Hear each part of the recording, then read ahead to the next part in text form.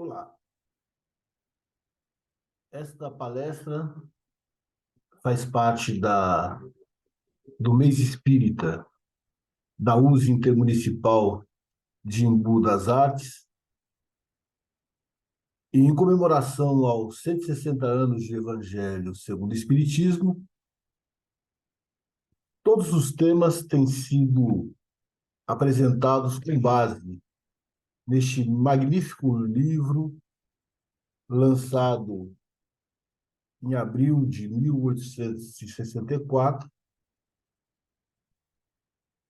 E hoje nós vamos falar sobre o tema que nos foi proposto, que é o Evangelho como psicologia da alma. Iniciamos com a questão 967 de O Livro dos Espíritos, onde Allan Kardec pergunta aos benfeitores do mundo maior em que consiste a felicidade dos bons espíritos.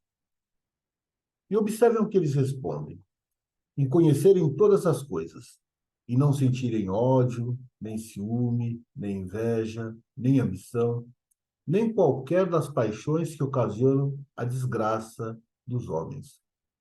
O amor que os une lhes é fonte de suprema felicidade. Não experimentam as necessidades, nem os sofrimentos, nem as angústias da vida material. E observem bem o final dessa resposta: são felizes pelo bem que fazem. Então, observem que a felicidade dos espíritos bons consiste no conhecimento que eles adquirem, na vitória sobre os vícios da alma, no amor e principalmente no bem que eles fazem.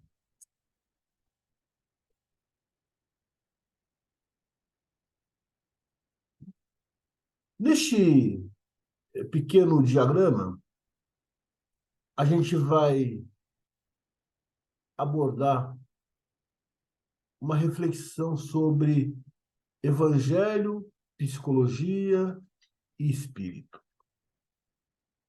O evangelho é a boa nova, a boa notícia trazida pelo Cristo.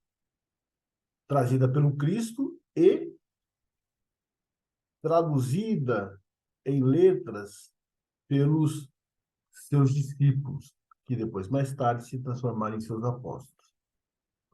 A psicologia é o estudo da mente e do comportamento humano.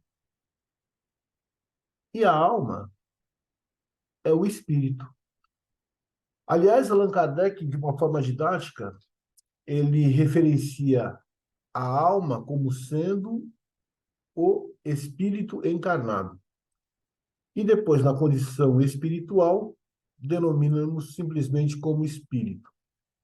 Então, o Evangelho ele vai nos auxiliar no estudo do comportamento humano e também na compreensão da nossa essência espiritual. Prosseguindo. Aqui uma pequena definição sobre psicologia. E o que seria ela? É o estudo da mente, do comportamento humano, bem como suas interações com o meio ambiente. É uma ciência que visa diagnosticar, compreender, explicar e promover mudanças nos comportamentos humanos. A palavra vem do termo grego psico, que significa alma, e logia, estudo. Então, a psicologia, como já dissemos, de uma maneira global, significa o estudo da alma, ou o estudo do espírito.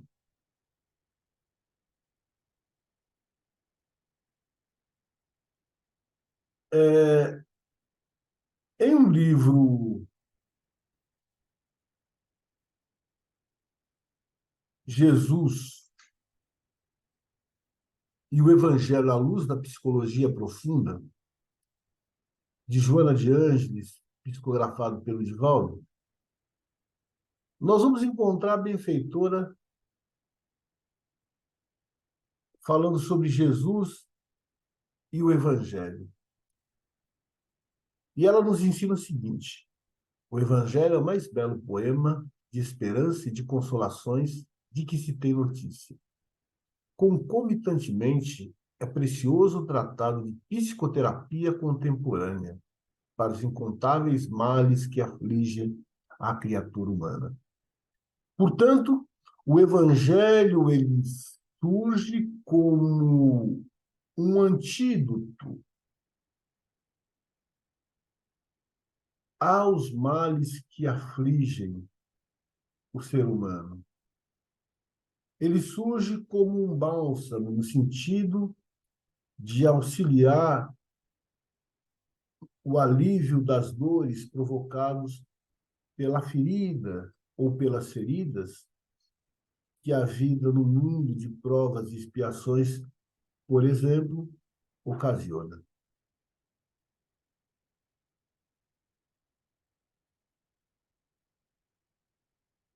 E aí, nós pegamos o Evangelho segundo o Espiritismo, alguns trechos, né?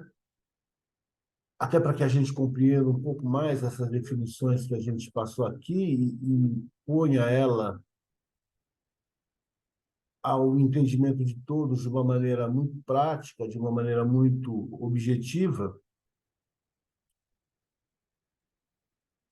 traduzindo de uma forma livre, né, aquelas mensagens do Evangelho e aplicando na nossa vida e aplicando no nosso dia a dia.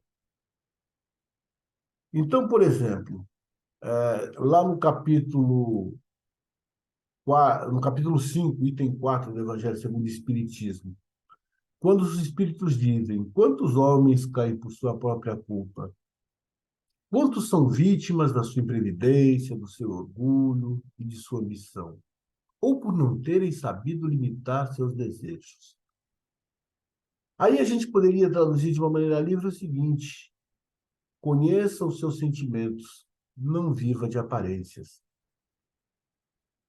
Porque é muito importante que cada um de nós procure conhecer a si mesmo, a fim de que nós procuremos na nossa vida de relação, na nossa vida diária, termos exatamente aquilo que somos.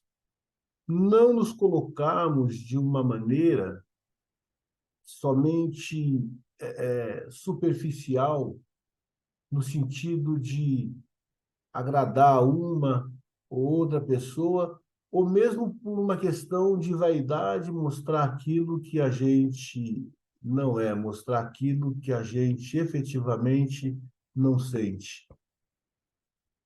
Porque isso, de certa forma, trará muita angústia, trará muito sofrimento, e nós não conseguiremos nos mantermos desta forma fantasiosa, que não representa exatamente aquilo que nós somos durante muito tempo. E aí os espíritos vêm também nos ensinar no capítulo 17º, no item 3, a importância do perdão quando eles nos recomendam, né, que o homem de bem não alimenta ódio, nem rancor, nem o desejo de vingança, que ele segue o exemplo de Jesus, que perdoa e esquece as ofensas, que procura, aliás, ressaltar os benefícios que ele recebe, e sabe que ele é o tempo todo amparado, o tempo todo perdoado pelas leis divinas. E ele será perdoado na medida em que houver perdoado. Por isso que a gente poderia dizer que esse trecho do capítulo 17º nos ensina o seguinte, para que nós exercitemos o perdão e o auto-perdão. O perdão é fundamental para a nossa vida porque ele nos liberta. Se nós mantivermos no sentimento de ódio, no desejo de vingança, querendo revidar o mal recebido da mesma forma ao adversário, a gente não vai conseguir se livrar daquele momento tão difícil que nós passamos e que vem gerando angústia, que vem gerando aflição. E, portanto, sempre estaremos ligados naquela situação desagradável. Entretanto, quando a gente aprende a perdoar, é como se a gente se libertasse de uma prisão, se libertasse de algemas que nos afligem de uma maneira muito dolorida. Mas também é importante que a gente aprenda a desenvolver o auto-perdão, porque em muitas oportunidades nós nos colocamos numa condição de remorso e não conseguimos esquecer um equívoco grave que cometemos. É claro que na lei de ação e reação, causa e efeito, que todos nós estamos envolvidos, num determinado momento nós teremos que reparar aquele mal, aquela falta que cometemos. Mas essa necessidade de reparação, ela precisa surgir do arrependimento. E o que é o arrependimento? É olhar para dentro de nós, reconhecer que erramos, sentirmos em nosso coração esse erro e, a partir daí, procurar reparar de alguma forma aquele mal cometido. E não ficar somente ligado no equívoco cometido sem realizar nenhuma ação que possa nos libertar deste tipo de sentimento. E o remorso provoca exatamente isso, né? A pessoa sai do corpo, vai para o mundo espiritual e continua vivendo aquele estado de remorso, e isso, por si só, já é uma vivência no inferno mental, que se faz como encarnado e que se faz também no estado de desencarnado. E continuando, o Evangelho ainda nos ensina lá, no capítulo 17, no item 3, ainda falando sobre o homem de bem, que é o objetivo de todos nós, no sentido de evoluirmos, né? Porque só chegaremos a Deus quando efetivamente nos tornarmos homens de bem. E quando eu falo homens de bem, eu estou falando em humanidade, não no gênero masculino, mas homem no sentido de humanidade. Então, somos homens e mulheres de bem. Sabe que todas as vicissitudes da vida, todas as dores, todas as decepções são provas ou expiações, e as aceita sem murmurar. E aí é importante a gente entender que a dor, que a aflição, que a angústia, que as contingências da vida é parte da vida de quem vive em um mundo de provas e expiações como o nosso. Em nosso planeta, não existe ninguém em caráter de exceção. Todos passam pela fieira da dor, todos mais ou menos sofrem. Mais, outros menos, de acordo com a lei de ação e reação, causa e efeito, em que todos nós estamos inseridos.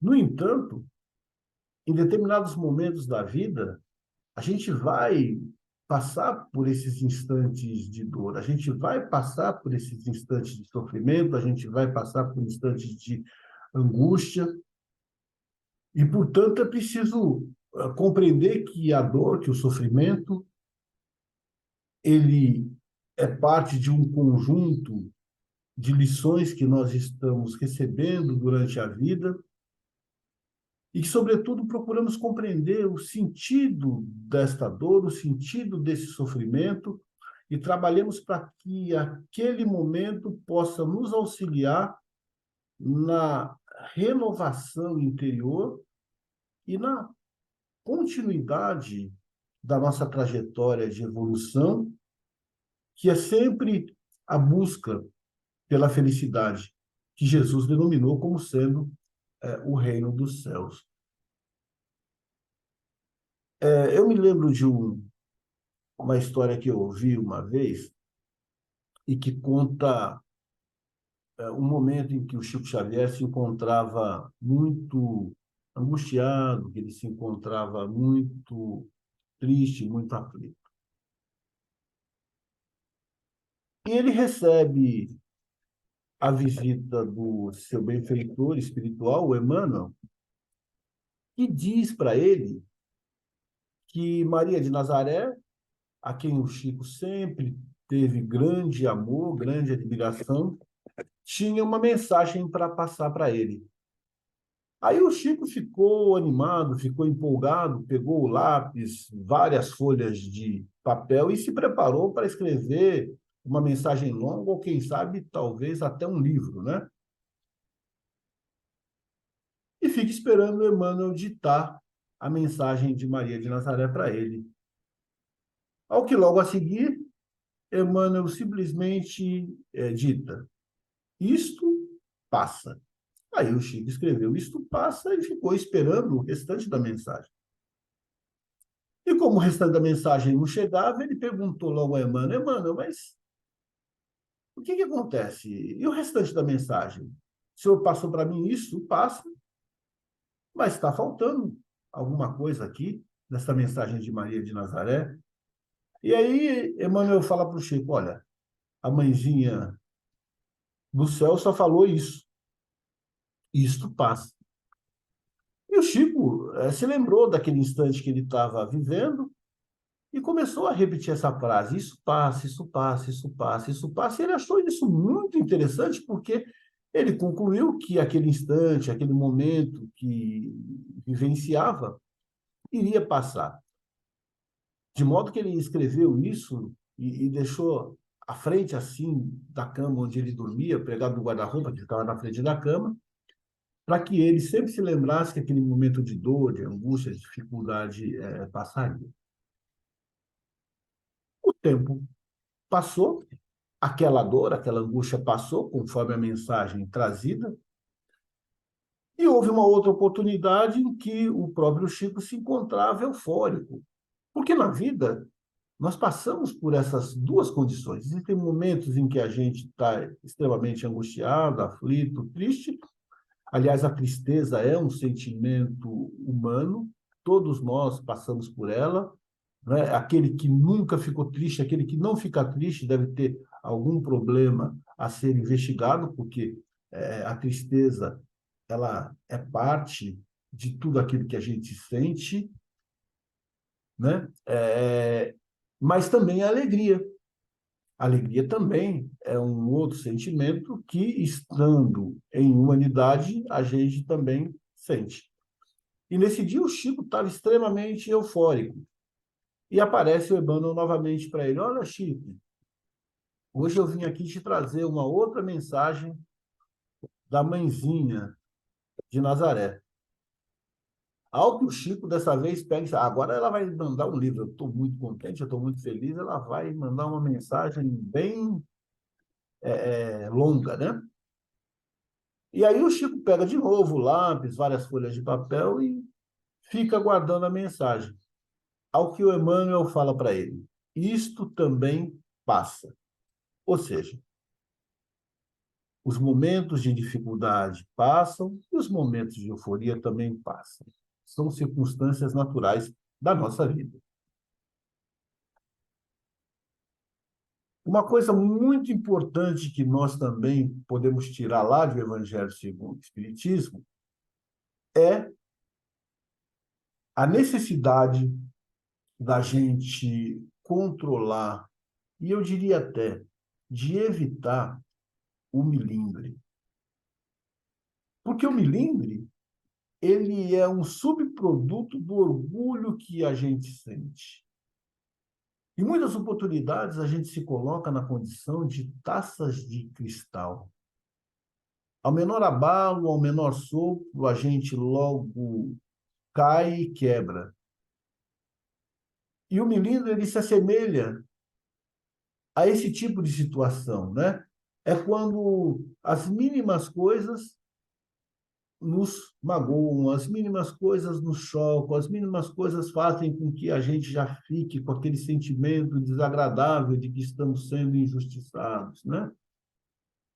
E aí a gente precisa se revestir de uma couraça de fé, de proteção, de compreensão a respeito de nós mesmos, para que na convivência com outro que pensa diferente, que age diferente, que é diferente de nós, a gente não se deixe abater, não se deixe abalar tanto. Todos esses indicativos, todas essas orientações que o Evangelho nos traz são efetivamente reforços para nós, espíritos, vivermos com mais equilíbrio no mundo onde nós nos encontramos. Mas o Evangelho ainda continua nos ensinando, né? Que além de compreender o trabalhador, controlar o milindre, é preciso que nós aprendamos a exercitar a caridade. Então, aí naquele mesmo capítulo 17º, que fala sobre o homem de bem, olha o que os benfeitores do mundo maior nos ensinam. Possuído do sentimento de caridade e de amor ao próximo, faz o bem pelo bem, se esperar paga alguma. Lembram-se lá no início da nossa palestra, quando nós dissemos que os espíritos superiores, os bons espíritos, são felizes pelo bem que fazem? Portanto, a caridade é uma das formas mais sublimes da gente exercitar esse bem. E a caridade é muito importante a gente compreender que não se trata somente da gente doar a moeda que sobra da nossa carteira, a roupa velha que não faz falta no guarda-roupa, mas, sobretudo, que nós aprendamos a nos doar em favor do próximo. Claro que bem é sempre bem. Portanto, tirar algumas moedas que não fazem falta da nossa carteira para ajudar alguém que realmente necessite, e quando eu estou falando moedas, eu não estou falando no sentido literal, né? Doar algum recurso em dinheiro para alguma instituição, para um trabalho voluntário, para alguma coisa que a gente faça em favor do próximo, seja muito importante, muito bom e necessário. Doar aquelas coisas que não nos fazem falta, roupas, objetos, as instituições que também utilizam isso, por exemplo, em bazares, ou mesmo para poder auxiliar o próximo, também seja muito importante. Existe uma outra caridade que a gente não precisa ter recurso material nenhum para poder realizar, pois que depende única e exclusivamente de nós, que é a caridade moral. É a palavra amiga numa hora de dificuldade, é o abraço àquele que sofre, é nos importarmos com quem está em luto, porque alguém que perde um ente querido, é visitar aqueles que estão em condições de internação, sejam idosos, sejam crianças, sejam pessoas com deficiência. Então, esse tipo de caridade, ele só requer a nossa disposição, a nossa boa vontade, o nosso desejo de fazer alguma coisa por aqueles que efetivamente necessitam. Aliás, em O Livro dos Espíritos, na questão 886, Allan Kardec pergunta para os benfeitores do mundo maior: qual é o verdadeiro sentido da caridade, qual a entendia Jesus? Ao que eles respondem: indulgência para com todos. Benevolência para com todos, melhor dizendo. Indulgência para com as imperfeições dos outros. E perdão às ofensas. E a gente já falou um pouco a respeito disso, né? Benevolência para com todos é o que nós acabamos de falar aqui, né? A caridade material, a caridade moral, é fazer o bem sem olhar a quem, indistintamente. Fazer o bem porque o outro é um ser humano, fazer o bem porque o outro é um irmão que Deus nos ofereceu para que a gente aprenda a evoluir na nossa trajetória de vida. Indulgência para com as imperfeições dos outros. Aí, a indulgência para com as imperfeições dos outros representa a nossa capacidade de conviver com aquele que é diferente, com aquele que pensa diferente. Isso também tem muito a ver com o controle ao milímetro, né? Saber que a outra pessoa tem o seu próprio modo de viver, tem os seus próprios princípios, seus próprios valores. Isso não significa concordar com aquilo que nós não faríamos. Não significa concordar com ações que nós acreditamos serem equivocadas e que nós não realizaríamos. Mas é simplesmente dar o direito do outro ser como ele é, porque as leis maiores farão com que todos nós, um dia, acertemos o prumo, corrijamos o caminho, a fim de que assim a gente consiga, né, efetivamente evoluir e adiante. Porque o objetivo da nossa vida, o objetivo de tudo aquilo que a gente está falando desde o princípio, é a nossa evolução. É por isso que o Evangelho surge como um instrumento que vai nos auxiliar, como um instrumento da psicologia da alma.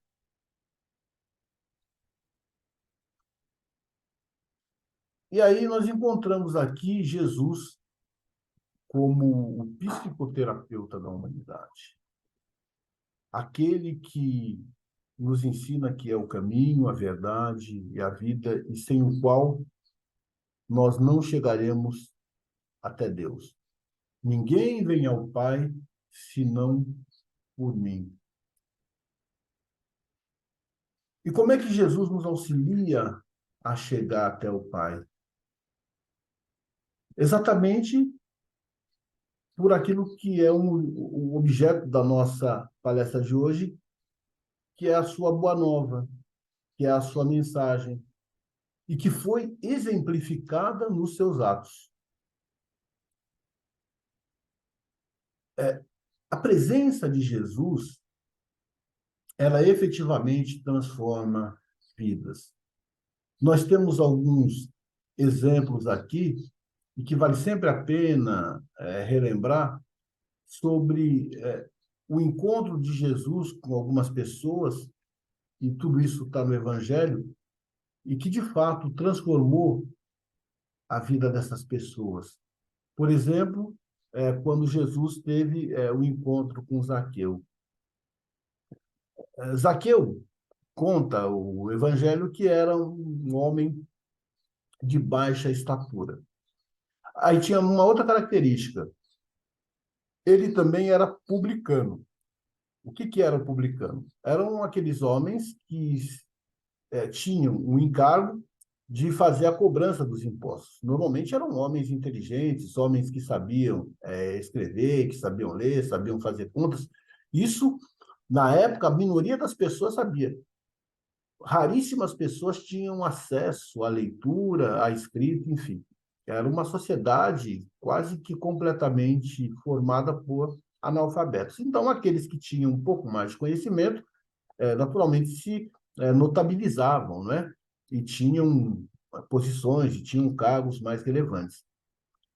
E entre esses cargos relevantes, nós vamos encontrar os chamados publicanos.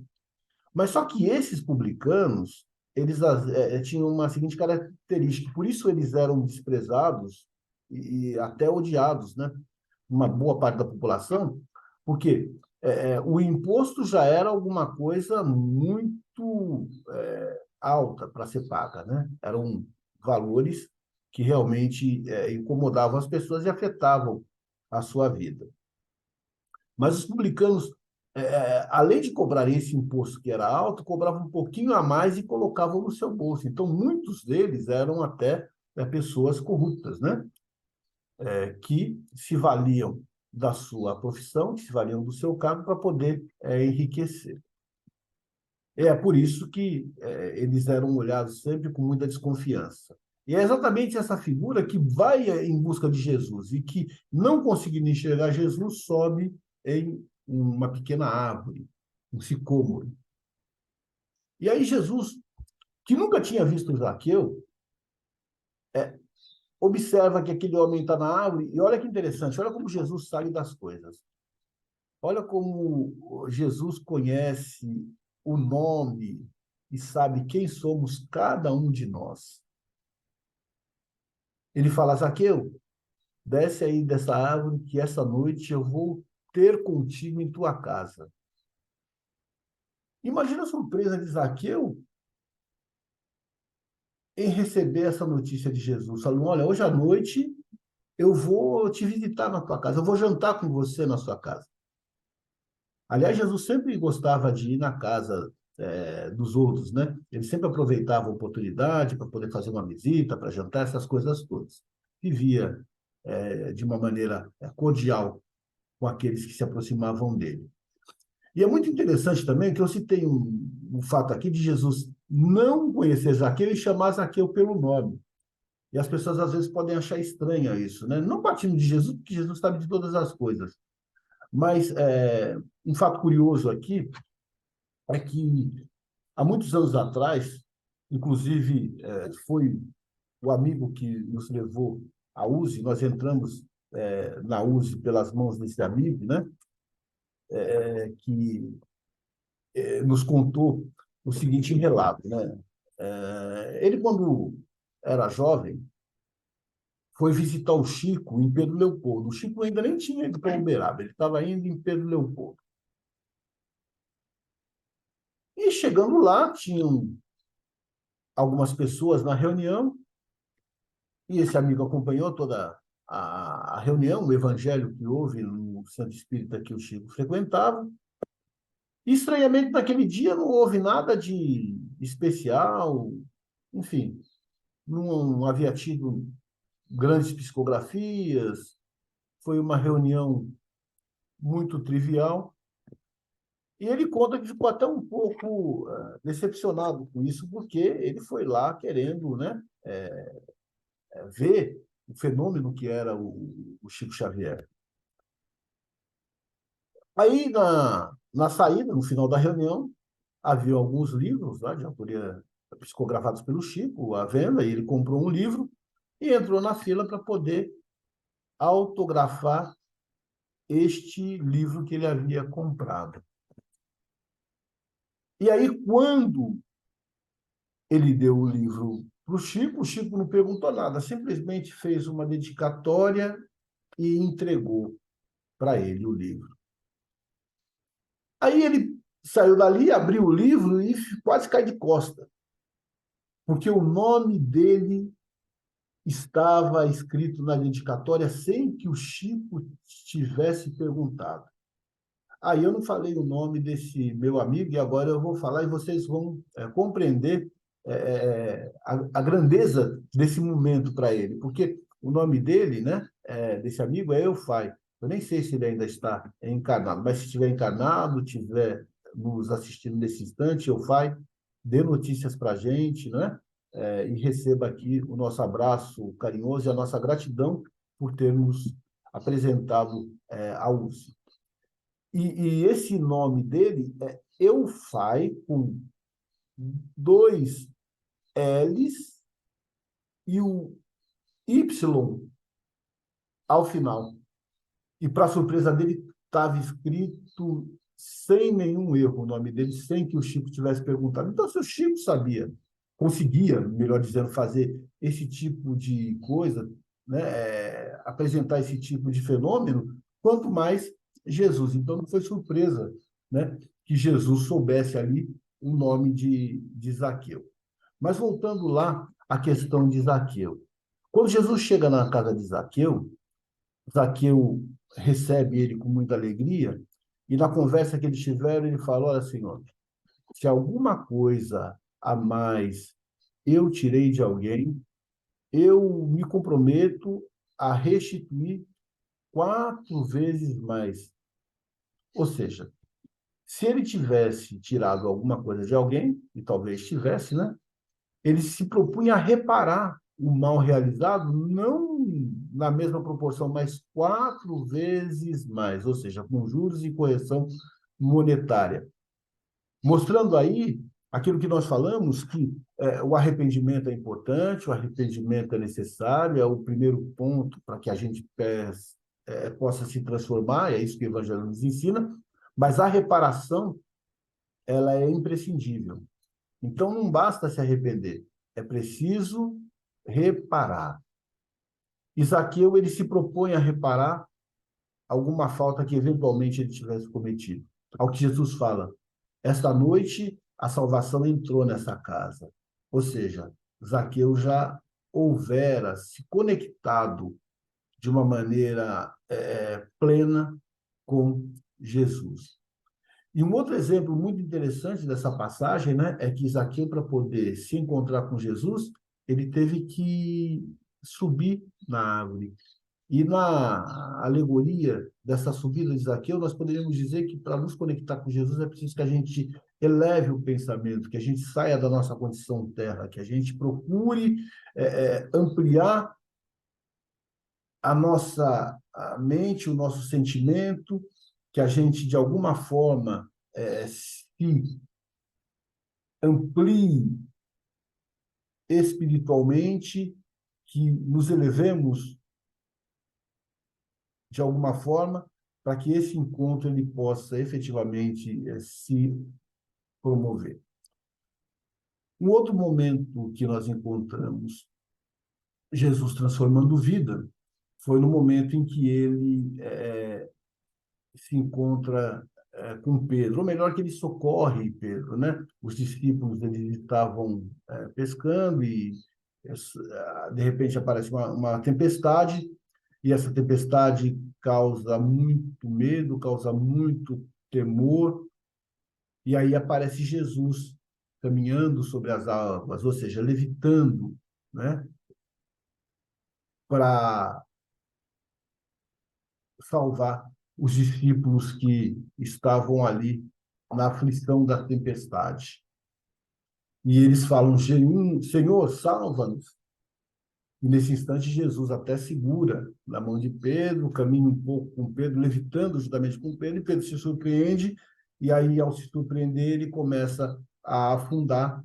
E Jesus até fala que era preciso que ele tivesse um pouco mais de fé, né? De segurança, de certeza de que Jesus estava ali ao seu lado, que estava ali lhe auxiliando.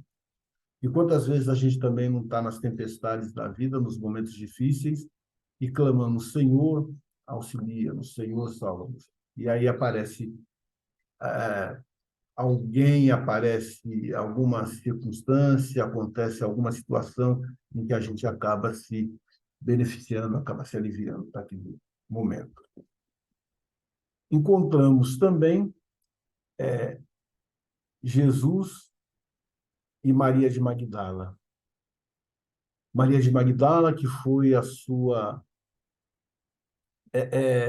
mais importante, diria assim, discípula, aquela mulher que se transformou, que modificou a sua vida ao ter esse encontro com Jesus. Aquela mulher que, no final da sua encarnação, resolve se dedicar àqueles que eram esquecidos, àqueles que sofriam, àqueles que viviam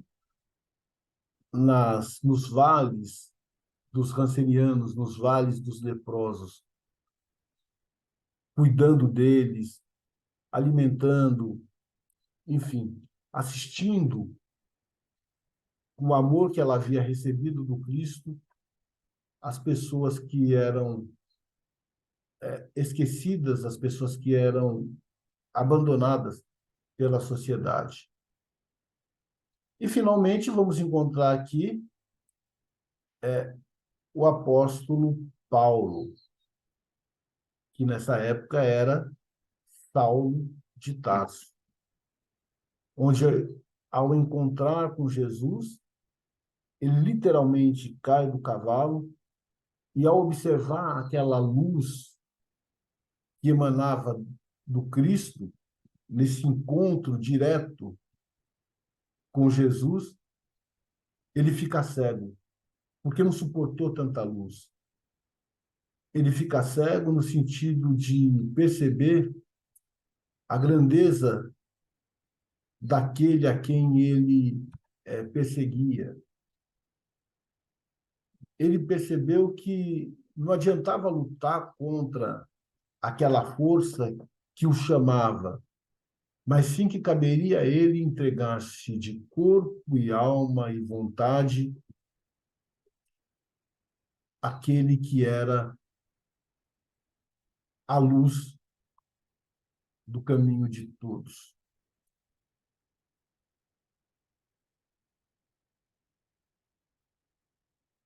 Muito bem, meus amigos.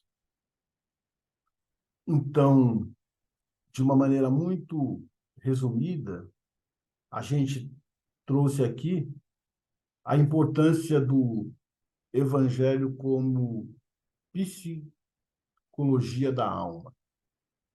O evangelho que vem para nos dar uma direção, que vem como uma seta segura rumo à evolução que todos nós buscamos, como um caminho rumo à felicidade que um dia nós alcançaremos.